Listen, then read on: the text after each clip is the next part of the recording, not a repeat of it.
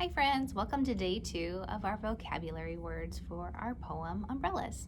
I would like to know, what do you remember about our word unpleasant? Tell somebody at home what you remember about our word unpleasant.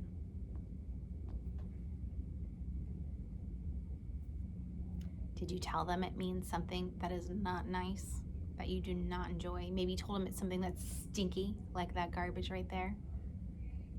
Good. Now tell your partner what you remember about the word pleasant. Go ahead and do that now. Pleasant is something nice that you do enjoy. Remember, these words are opposites. They mean the opposite of each other. Today's 2 new words are also going to be opposites. All right, so the first word we're going to learn today is the word crowded. When something is crowded, it's filled with people or things. There's not much room for more people or things.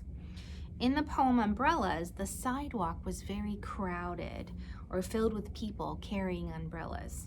I'm going to read the first 2 lines of the poem for you.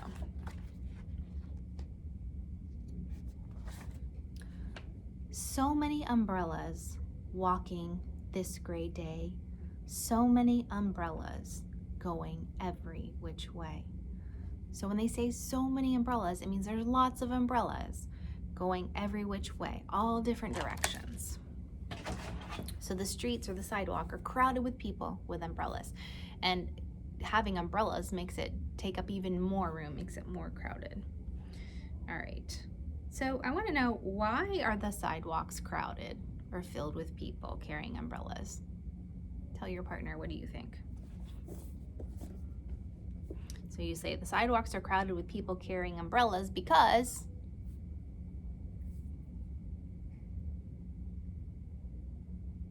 All right, go ahead and pause me if you need to. I'm going to keep going. So maybe it is the weekend and lots of people are out, or maybe it's a work day and people have to be out and they have their umbrellas, obviously, because it's raining. All right, I'm curious what you said. All right, let's take a look at our picture card for the word crowded. Oh goodness, this is a shelf and it has lots of toys on there. There is not much room for any more toys. Every single space is taken up, so it is crowded. This is what our word crowded looks like. So let's talk about being in a crowded place. Now, I haven't been to the movies in a long time, but I remember back when the Harry Potter movies were coming out, I would go with my friends and there'd be so many people waiting to see the movie that they would actually make this big long line that went outside when the movie first opened. People wanted to be there to see it the first night it opened. We would also go at like midnight so we would get to see the first show. But there were so many people that they would actually run out of seats and it would have to go into the next theater. So the movie theater was really crowded. Can you tell me about a time that you've been to a crowded place? What was the crowded place that you went to? What did you see and what did you hear? Tell your partner.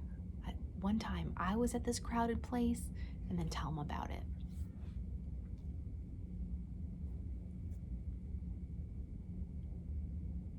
All right, I want to know, do you like being in a crowded place?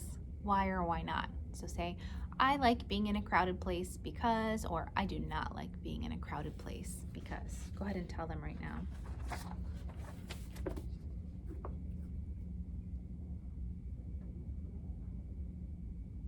I personally do not enjoy being in a crowded place.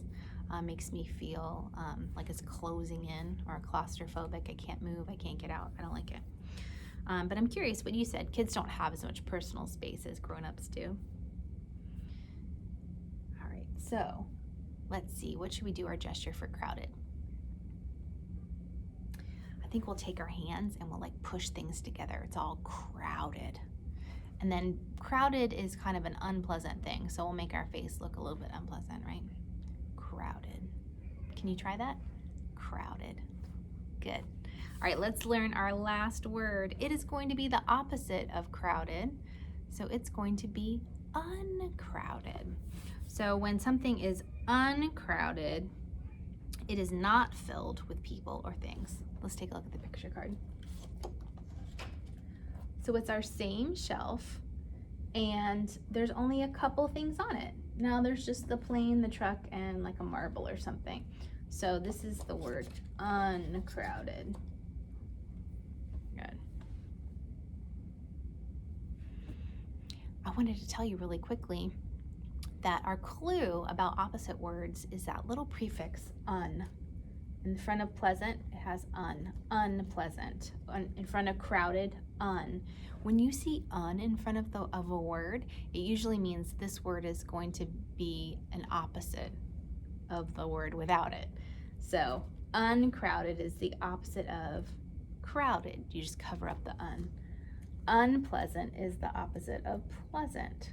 So if you know what this word means, it can tell you, you can know what the opposite means when you add the un to the front.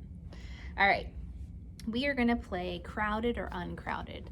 I'm gonna describe something to you and you're gonna tell me if it is uncrowded or crowded. All right, here we go. A classroom filled with teachers and students. Is that classroom crowded or uncrowded? So you say, the classroom is crowded because, or the classroom is not is uncrowded because.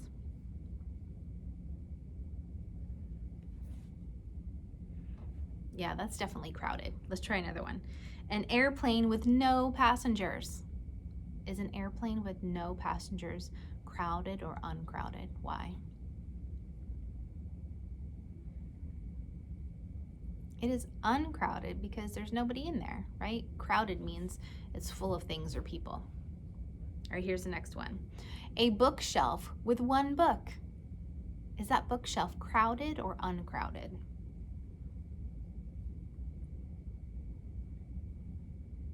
That would be uncrowded because there's only one of them. There's space for more.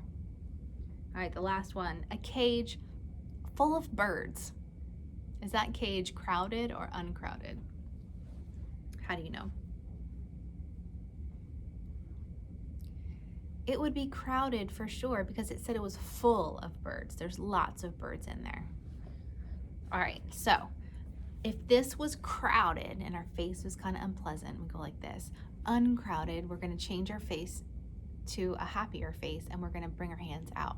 So crowded, uncrowded, like lots of room. Try uncrowded for me. Uncrowded. Good. All right, join me tomorrow when we will review all 4 words that we learned this week. Bye, guys.